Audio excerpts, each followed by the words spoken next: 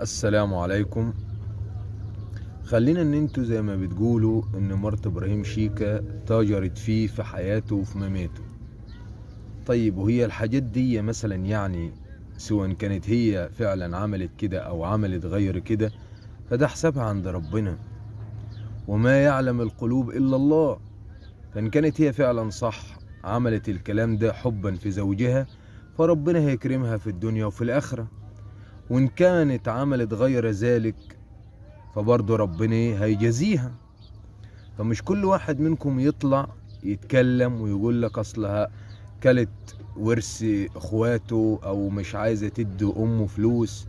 هي المفروض امه من الاساس ما تطالبش باي فلوس، لان ولدها مات الله يرحمه، ويعني دي بتربى ايتام بدل ما تقف معاها وتساعدها.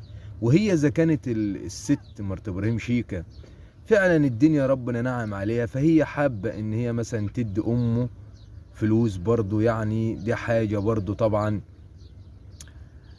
مش عارف الواحد يقول للناس ايه. يعني انت ست كبيرة وعلى عتبة الموت، ينفع بعد ابنك ما توفى تقعدي تعملي الفيديوهات مش عارف مع حنفي السيد وكلها ناس اساسا عاوزة تعمل مشاهدات وفلوس من على جفا الناس وخلاص؟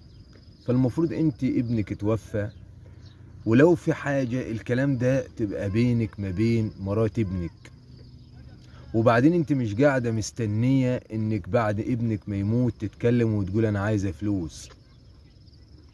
طب والايتام دول ده بعد ما ده بدل ما المفروض الواجب عليكي ان انت تقفي معاها عشان ولاد ابنك اللي هي بتربيهم، اللي النبي عليه الصلاة والسلام قال انا وكافل اليتيم كهاتين في الجنة. احنا بقينا في زمن الناس لا عندها قيم ولا مبادئ ولا اخلاق.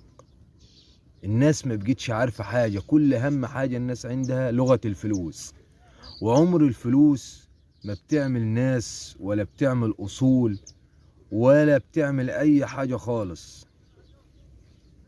والسلام عليكم.